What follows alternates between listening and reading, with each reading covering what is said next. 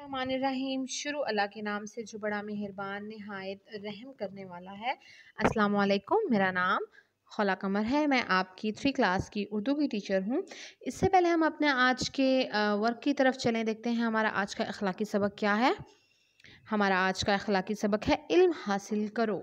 इल्म हासिल करना हम सब की ज़िंदगी में बहुत ज़्यादा ज़रूरी है। इल्म हासिल करने से इंसान में शऊर पैदा होता है कि मेरा पैदा किए जाने का मकसद क्या है, मैंने अपनी ज़िंदगी को कैसे गुजारना है, किस तरह से चलना है, कोई काम कैसे करना है, ठीक है, और मुआशरे में कैसे रहना है।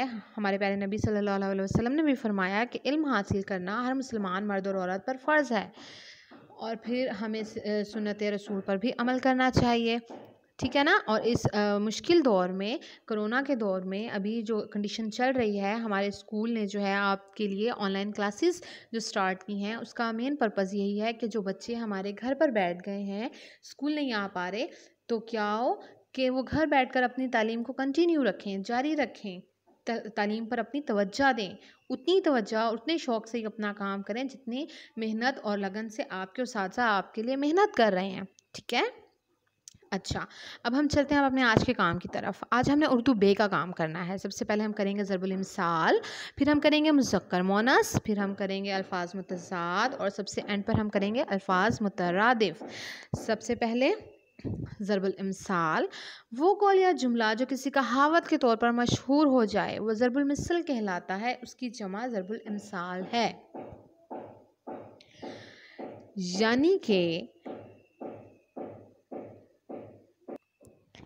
यानी कि वो अल्फ़ाज़ या वो जुमले जो हम कोई एग्ज़ाम्पल देते हुए या कोई बात करते हुए इस्तेमाल करते हैं और वो मशहूर हो जाते हैं, उनको हम ज़रबुल मिसल कहते हैं। अब देखते हैं वो कौन-कौन सी बातें और कौन-कौन से जुमले हैं। सबसे पहले है जैसा करोगे वैसा भरोगे, यानी कि आप जिसके साथ जैसा बिहेव करेंगे, अच्छा करेंगे, बुरा करेंगे, आपको बदले में जो है उस इंसान से या दूसरे लोगों से वैसा ही मिलेगा, ठीक है। नेक्स्ट इज़ डूबते को तिनके का सहारा, यानी कि जब आप बहुत ज़्यादा मुश्किल में होते हैं, परेशानी में होते हैं और उस वक़्त अगर आपको कोई छोटी सी भी हेल्प मिल जाती है, तो उस कंडीशन में हम कहते हैं कि डूबते को तिनके का सहारा, यानी कि एक डूबते हुए इंसान को अगर हाथ में एक तिनका भी लग जाए तो वो समझता है कि मैं अब इस मुश्किल से जो है वो बाहर निकल सकता हूँ। अंधा क्या जाने दो आँखें, अगला जो ज़रबुल मिसल है, अंधा क्या जाने दो आँखें। एक अंधा इंसान नहीं जान सकता कि आँखें जो हैं वो कितनी बड़ी नेमत है और आँखों से वो क्या कुछ देख सकता था जो अब के नहीं देख सकता। वो दुनिया की दूसरी नेमतों को नहीं देख पाता, वो उन आँखों की कीमत नहीं जानता। नेक्स्ट इज़ बूढ़ी घोड़ी लाल लगाम, यानी कि अगर एक हम इस ज़रबुल मिसल को इस्तेमाल करते हैं तब जब एक ओवर एज, यानी कि कोई उम्र रसीदा औरत या आदमी ऐसे शौक़ पाल ले जो जवानों वाले हों, है ना, जो कम उम्र लड़के लड़कियों वाले हों, तो वो उनको सूट तो नहीं ना करेंगे अब ज़्यादा एज में जाके इस तरह के शौक़ पालना, इस तरह के फ़ैशंस को अडॉप्ट करना, तो हम तब कहेंगे बूढ़ी घोड़ी लाल लगाम। नेक्स्ट इज़ आसमान से गिरा खजूर में अटका, यानी कि एक मुश्किल से आप निकल कर आए और आते ही आप दूसरी मुश्किल में फंस गए, ठीक है। नेक्स्ट और नंबर 6, तेल देखो तेल की धार देखो, यानी कि कोई भी किसी भी चीज़ के मामले में आप अपनी राय को पहले मत देखें। मतलब कोई काम हो रहा है, आप उस काम को बिल्कुल एंड तक देखें और फिर उसको देखकर अच्छी तरह सोच समझ कर उसका नतीजा अख़ज़ करें। अपनी राय को पहले से मत देकर ज़ाया करें। नेक्स्ट इज़ जैसा देश वैसा भेस, यानी कि जिस जगह पर आप रह रहे होते हैं ना, आप वैसी ही जो आपका रहना सहना है, खाना पीना है और आपका पहनना ओढ़ना है, वैसा हो जाता है। अब जो लोग पाकिस्तान में रहते हैं, चाहे वो बाहर के ममालिक से भी आएँ, तो वो यहाँ आकर ज़्यादातर जो है वो शलवार कमीज़ पहनना शुरू कर देंगे, लड़कियाँ दुपट्टा लेना शुरू कर देंगी, या यहाँ से अगर कोई बाहर के कंट्रीज़ में जाता है तो वो वहाँ के मुताबिक रहना सहना शुरू कर देता है, तो उसको हम कहते हैं जैसा देश वैसा भेस। नेक्स्ट इज़ उल्टा चोर कोतवाल को डांटे। कोतवाल किसे कहते हैं हम? चौकीदार को, या आप कह लें सिपाही को कहते हैं कोतवाल, यानी कि चौकीदार या सिपाही ने चोर को जो है वो पकड़ लिया है, लेकिन चोर जो है वो उनके काबू में नहीं आ रहा और वो उल्टा उन्हीं के ऊपर पड़ गया है कि जी आपने मुझे क्यों पकड़ा और आपकी ज़्यादा गलती है। मतलब उल्टा जो पकड़े, जो उनको रंगे हाथों पकड़े, वो उस पर ही इल्ज़ाम डाल दे, उसको ही डांटना शुरू कर दे। नेक्स्ट इज चिराग तले अंधेरा, यानी कि अब आप चिराग को देखें जलते हुए, सब चारों तरफ चिराग से रोशनी हो जाती है, ठीक है, लेकिन अंधेरा कहाँ होता है? चिराग के बिल्कुल नीचे। हम ज़रबुल मिसल को कहाँ यूज़ करते हैं कि अगर एक इंसान जो है वो सारी दुनिया में नेकी के काम कर रहा है, अच्छे काम कर रहा है, दूर दूर तक लोगों की जाके हेल्प कर रहा है, लेकिन उसके अपने रिश्तेदार, उसके हमसाए, उसके करीबी लोग उसकी उस मदद से महरूम हैं, उस इंसान की उस नेकी से महरूम है, तो उसकी उस भलाई करने का क्या फ़ायदा? कि जब अपने ही उससे मदद से महरूम हो गए हैं, तो हम वहाँ पर इस्तेमाल करते हैं चिराग तले अंधेरा। नेक्स्ट इज़ जो गरजते हैं वो बरसते नहीं। अब इसका मतलब ये नहीं है कि ऐसे बादल हैं जी जो गरज गरज कर जा रहे हैं और उनसे बारिश नहीं हो रही। मोस्टली ऐसा ही होता है, जब बादल गरजता है तो बारिश भी होती है, बहुत कम ऐसा होता है कि बादल गरज कर चला जाता है और बारिश नहीं होती, ठीक है। लेकिन यहाँ पर इस मिसल का मतलब ये है कि जो लोग ज़्यादातर गुस्सा करते हैं, वो गुस्सा कर कर कर अपने अंदर से जो है वो बाहर निकाल लेते हैं गुस्से को, बोल बोल कर, डांट कर, लेकिन जो है वो अमली तौर पर कोई काम नहीं कर पाते। ठीक हो गया। नेक्स्ट अब हम कर रहे हैं मुज़क्कर मोनस। मुज़क्कर मोनस आपने प्रेप क्लास में भी पढ़े, आपने 1 में भी पढ़े, आपने 2 में भी पढ़े, ठीक है। और आज जो हम करने जा रहे हैं वो तो बहुत ही ईजी हैं, ये तो आप प्रेप क्लास से ही करते हुए आ रहे हैं। देखें, सबसे पहले है लड़का। लड़का की मोनस क्या होती है? लड़की। दामाद, दामाद की मोनस होती है बहू। आगे है चौधरी, चौधराइन, ठीक है। फ़कीर, फ़कीरनी। शायर, शायरा।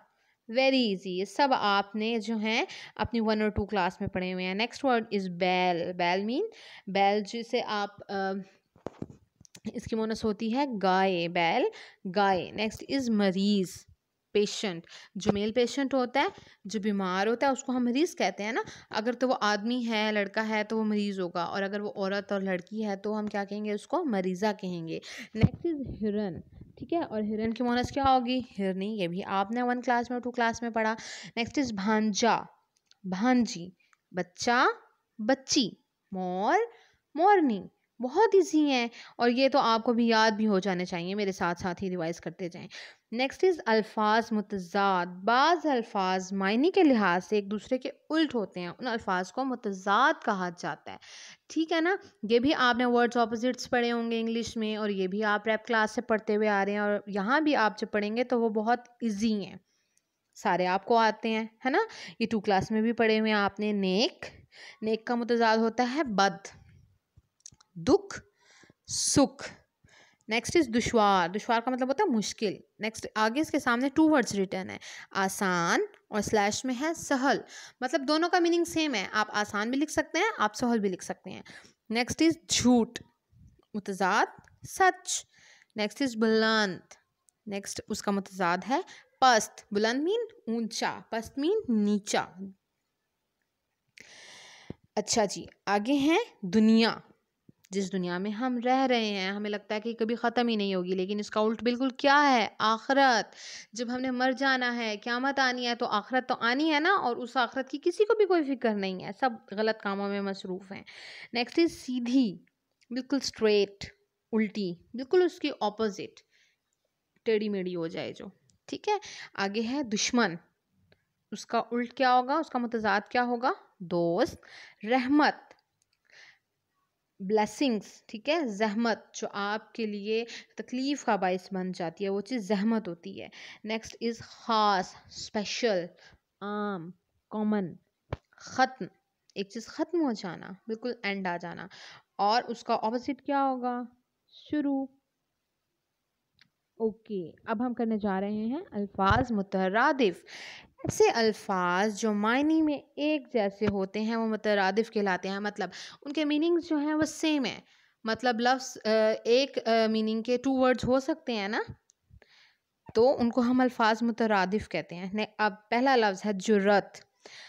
हौसला का भी वही मीनिंग है और हिम्मत का भी वही मीनिंग है जो जुर्रत का है। तो ये साउंड में एक जैसे नहीं है, लेकिन ये मीनिंग्स के लिहाज से एक जैसे हैं, इसलिए ये मुतरादिफ हैं। नेक्स्ट लफ्ज़ इज़ धरती। ज़मीन, उसका मुतरादिफ है ज़मीन। ज़मीन का मतलब भी अर्थ है और धरती का मतलब भी अर्थ है, ठीक है। नेक्स्ट इज़ मैली, मुतरादिफ गंदी। अगला लफ्ज़ है बका और उसका मुतरादिफ है ज़िंदगी। अब अगला लफ्ज़ है योम, और उससे अगला लफ्ज़ है मुतरादिफ है उसका दिन। अब जब लेकिन अब डिफरेंट, अब यहाँ से आपको मैं एक सिचुएशन समझाती हूँ कि जब आप एप्लीकेशन लिख रहे हैं, आपने 2 क्लास में एप्लीकेशन लिखी ना, तो हमने सीखा कि मुझे 2 योम की या मुझे 3 योम की रुख्सत चाहिए। हम वहाँ पर दिन क्यों नहीं लिख रहे? सिचुएशन के लिहाज से हमने अल्फाज को इस्तेमाल करना होता है, ठीक है? हालांकि मतलब तो दिन का भी वही है, मतलब योम का भी वही है, ठीक है ना? वो हम इन लफ्ज़ों को मुख्तलिफ हालात के मुताबिक इस्तेमाल करते हैं। नेक्स्ट वर्ड इज़ आस, उम्मीद, होप। सहर, सुबह, सुबह का भी वही टाइम होता है, सहर का भी वही टाइम होता है, जब हल्का सूरज निकलना शुरू होता है, हल्की हल्की रोशनी फैलना शुरू होती है, वो सुबह का वक्त होता है, वो सहर का वक्त होता है। नेक्स्ट इज शुजात, बहादुरी, ब्रेव, ठीक है। नेक्स्ट वर्ड इज जन्नत, बहिश्त। सेम मीनिंग्स हैं दोनों वर्ड्स के। नेक्स्ट इज सूखा, खुश्क। अगला लफ्ज है आवाज, सोत, ठीक है, आवाज, सोत। अब ये तो हमने कर लिए, अपने ज़रबुल मिसल भी कर ली हमने, ज़रबुल इमसाल, हमने अपने अल्फाज मुतज़ाद भी कर लिए और मुज़क्कर मोनस भी कर लिए, अल्फाज मुतरादिफ भी कर लिए। अब हमारा क्या काम रह गया है? हमारा आज की घर का काम, आज की हमारी डायरी।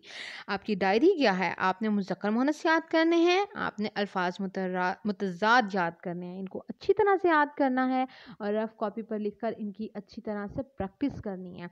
वैसे तो बिल्कुल भी मुश्किल नहीं है, ये सब आपको अच्छी तरह से याद होंगे, आप इनको प्रेप क्लास से पढ़ते हुए आ रहे हैं, बट फिर भी एक दफ़ा अपने माइंड में रिकॉल करवा लीजिएगा इनको, ठीक है। And now thank you so much for watching me, stay home, stay safe, अल्लाह हाफिज़।